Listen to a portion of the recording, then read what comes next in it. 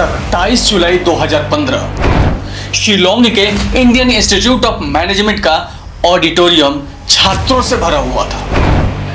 मंच पर 83 साल का एक बुजुर्ग व्यक्ति खड़ा था, जिसके चेहरे पर हमेशा की तरह एक शांत मुस्कान थी।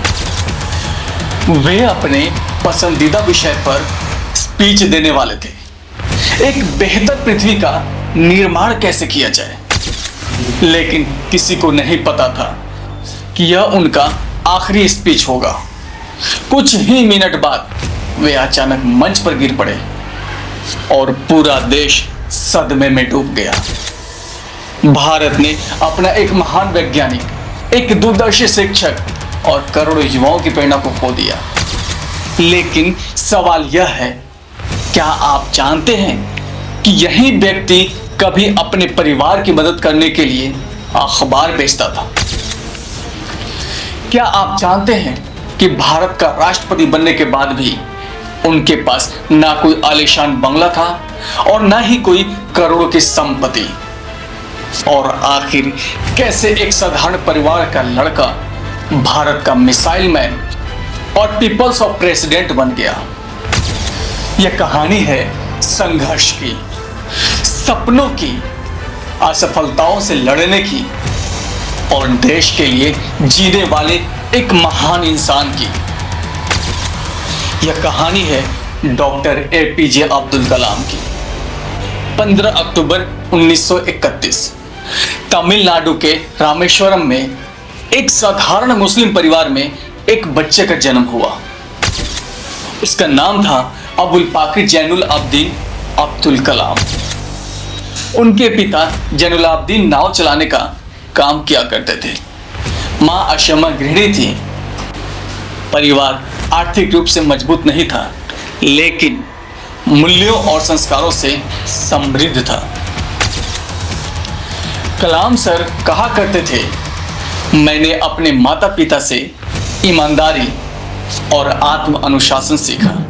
बचपन से ही उन्होंने गरीबी देखी, लेकिन कभी उसे अपनी कमजोरी नहीं बनने दिया। द्वितीय विश्व युद्ध के दौरान अखबार वितरण की व्यवस्था बदल गई थी। ट्रेनें स्टेशन पर रुकना बंद हो गई। चलती ट्रेनों से अखबारों के बंडल फेंके जाते थे। इसी दौरान छोटे अब्दुल कलाम ने अपने रिश्तेदारों की मदद के लिए अखबार बांटने का काम किया। सुबह 4 बजे उठना, पढ़ाई करना, नमाज पढ़ना और फिर अखबार बांटना। इतनी कम उम्र में भी वे अपने परिवार की जिम्मेदारियों को समझ चुके थे, लेकिन उन्होंने कभी शिकायत नहीं की। उन्होंने सिर्फ मेहनत करना सीखा। बाद में उन्होंने कहा, यदि आप सूरज की तरह चमकना चाहते हैं तो पहले सूरज की तरह जलना सीखिए। अब्दुल कलाम सर के सबसे अच्छे दोस्त हिंदू परिवार से थे। एक दिन स्कूल में एक शिक्षक ने उन्हें उनके धर्म के कारण अलग बैठने को कहा। यह देखकर उनके दोस्त और उनके परिवार बहुत ही दुखी हुए। रामेश्वरम के मुख्य पुजारी और उनके पुत्र के पिता ने उस शिक्षक को समझाया कि बच्चों के बीच धर्म के आधार पर भेदभाव नहीं होना चाहिए। उस दिन कलाम सर ने सीखा कि इंसान की पहचान उसके धर्म से नहीं बल्कि उसके चरित्र से होती है। वे जीवन भर कुरान के अध्ययन करते रहे। स्कूल के दिनों में उनके विज्ञान शिक्षक शिव सुब्रमण्यम अय्यर ने उनकी सोच बदल दी।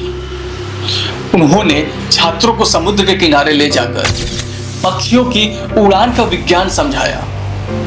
उसी दिन अब्दुल कलाम सर ने तय किया कि वे उड़ान और विज्ञान के क्षेत्र में अपना विषय बनाएंगे।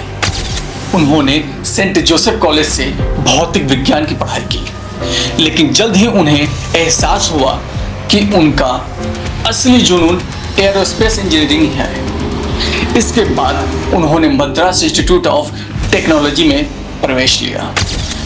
MIT की फीस बहुत ही ज्यादा थी। परिवार के पास इतने पैसे नहीं थे। तब उनकी बहन जोहरा ने अपने गहने गिरवी रखकर उनके प्रवेश के लिए फीस दी ताकि उनके भाई का सपना न टूट जाए। MIT में पढ़ाई के दौरान एक बार उन्हें एक महत्वपूर्ण प्रोजेक्ट दिया गया। उनके डीन ने उन्हें चेतावनी दी कि यदि 3 दिनों में प्रोजेक्ट पूरा नहीं हुआ तो स्कॉलरशिप समाप्त कर दी जाएगी। अब्दुल कलाम सर ने लगातार 3 दिन मेहनत की और समय रहते प्रोजेक्ट को पूरा कर लिया। उसी दिन उन्होंने सीखा कि दबाव इंसान की असली क्षमता को बाहर लाता है। पढ़ाई पूरी करने के बाद उनका सपना था कि वो भारतीय वायुसेना में पायलट बने। उन्होंने परीक्षा दी, अंतिम चयन तक पहुंचे, लेकिन 8 सीटों में उनका रैंक 9वीं था। वे चयनित नहीं हो पाए। यह उनके जीवन की सबसे बड़ी निराशा में से एक थी, लेकिन उन्होंने हार नहीं मानी।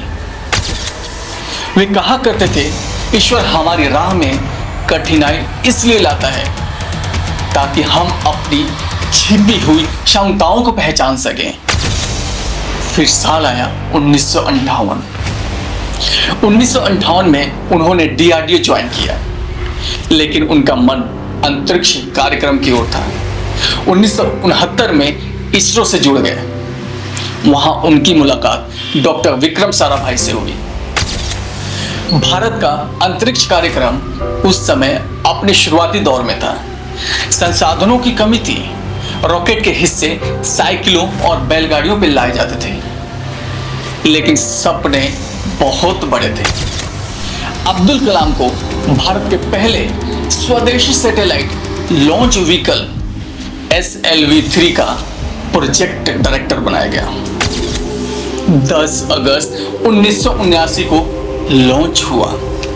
पूरा देश उम्मीद लगाए बैठा था, लेकिन मिशन असफल रहा। रॉकेट अपने लक्ष्य तक नहीं पहुंच सका। कलाम सर टूट गए। उन्हें लगा कि उन्होंने देश को निराश कर दिया, लेकिन तभी इसरो प्रमुख सतीश धवन ने पूरी जिम्मेदारी अपने ऊपर ले ली। उन्होंने मीडिया के सामने कहा, असफलता मेरी जिम्मेदारी है। ठीक 1 साल बाद 18 जुलाई 1980 SLV-3 फिर से लॉन्च हुआ। इस बार भारत का रोहिणी उपग्रह सफलतापूर्वक पृथ्वी के कक्षा में स्थापित हो गया। भारत अंतरिक्ष शक्ति बनने की दिशा में आगे बढ़ चुका था। इस बार सतीश धवन ने कलाम सर से कहा, आज मीडिया से बात तुम करोगे। सफलता का श्रेय तुम्हें और तुम्हारी टीम को मिलनी चाहिए। यहीं से कलाम सर ने नेतृत्व का सबसे बड़ा पाठ सीखा। फिर साल आया 1982। 1982 में वे DRDO वापस लौटे। उन्हें integrated guided missile development programme का नेतृत्व सौंपा गया। इस कार्यक्रम के तहत विकसित की गई पृथ्वी मिसाइल, अग्नि मिसाइल, आकाश मिसाइल, नाग मिसाइल, त्रिशूल मिसाइल। भारत धीरे धीरे रक्षा क्षेत्र में आत्मनिर्भर बन रहा था। इन्हीं उपलब्धियों के कारण दुनिया ने उन्हें नाम दिया, मिसाइल मैन ऑफ इंडिया। एक बार उनकी टीम का एक वैज्ञानिक अपने बच्चों को प्रदर्शनी दिखाने का वादा करके आया था, लेकिन काम के दबाव में वह समय पर घर नहीं जा सका। डॉक्टर कलाम सर स्वयं उस वैज्ञानिक के घर गए और उसके बच्चों को प्रदर्शनी दिखाने ले गए। यही उनकी इंसानियत थी। वे मानते थे महान उपलब्धियां महान लोगों से मिलकर बनती है। फिर साल आया 1998। 1998 में भारत ने पोखरण में परमाणु परीक्षण का निर्णय लिया। यह मिशन पूरी तरह गोपनीय था। डॉक्टर कलाम सर और डॉक्टर आर चिदम्बरम ने इस अभियान का नेतृत्व किया। 11 मई 1998 भारत ने सफलतापूर्वक परमाणु परीक्षण किया। 13 मई को परीक्षण किए गए। पूरी दुनिया चौंक गई। भारत आधिकारिक रूप से परमाणु शक्ति संपन्न देशों की सूची में शामिल हो गया। यह भारत के आत्मविश्वास का एक नया अध्याय था। फिर साल आता है 2002। 2002 में doctor APJ Abdul Kalam sir Bharat के 11वें राष्ट्रपति बने। लेकिन वे एक अलग तरह के राष्ट्रपति थे। उन्हें बच्चों, युवाओं से मिलने का सबसे ज्यादा पसंद था। वे मानते थे सपने वो नहीं जो आप सोते समय देखते हैं, सपने वो हैं जो आपको सोने नहीं देते। उन्होंने राष्ट्रपति भवन को जनता के लिए अधिक खुला बनाया। वे लगातार स्कूलों और कॉलेजों में जाते रहे। उन्होंने युवाओं को बड़े सपने देखने के लिए प्रेरित किया। राष्ट्रपति बनने के बाद भी उन्होंने अपने रिश्तेदारों के खर्च सरकारी पैसे से नहीं उठाए। उन्होंने सब कुछ अपनी निजी आय से किया। उन्होंने कभी शादी नहीं की। अपना पूरा जीवन अपने देश, अपने युवाओं के लिए समर्पित कर दिया। उन्हें वीणा बजाना बहुत ही पसंद था। वे वैज्ञानिक के साथ साथ आध्यात्मिकता में भी विश्वास रखते थे। उनके पास जीवन के अंत तक बहुत सीमित निजी सामान था, कुछ कपड़े, किताबें और कुछ व्यक्तिगत वस्तुएं। फिर साल आता है 27 जुलाई 2015। 27 जुलाई 2015 doctor Kalam sir IIM Shillong में अपना स्पीच देने पहुंचे। विषय था creating a livable planet earth. Speech के दौरान अचानक वो गिर पड़े। उन्हें अस्पताल ले जाया गया, लेकिन भारत ने अपना एक महान सपूत खो दिया था। वे 83 वर्ष की आयु में उन्होंने इस दुनिया को अलविदा कह दिया। लेकिन वे वही करते हुए गए जो उन्हें सबसे अधिक प्रिय था, युवाओं को प्रेरित करना। दोस्तों, doctor APJ Abdul Kalam sir ने हमें सिखाया कि आपकी परिस्थितियां आपकी पहचान तय नहीं करती, गरीबी आपकी मंजिल तय नहीं करती, असफलताएं आपका भविष्य तय नहीं करती। यदि आपके पास सपने हैं और उन्हें पूरा करने का साहस है तो आप कुछ भी हासिल कर सकते हैं। रामेश्वरम का वह लड़का जो कभी अखबार बेचता था, भारत का राष्ट्रपति बना। उन्होंने कहा था, अपने मिशन में सफल होने के लिए आपको अपने लक्ष्य के प्रति एक चित्त समर्पण होना चाहिए।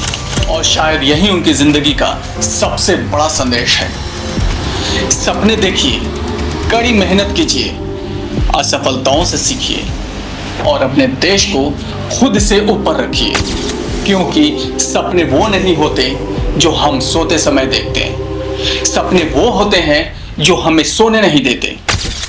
दोस्तों, अगर doctor APJ Abdul Kalam sir की यह प्रेरणादायक कहानी आपको पसंद आई हो तो इस वीडियो को लाइक करें, चैनल को सब्सक्राइब करें और कमेंट में बताएं डॉक्टर कलाम सर कि कौन सी वो बात जो आपको सबसे ज्यादा प्रेरित करती है। जय हिंद दोस्तों।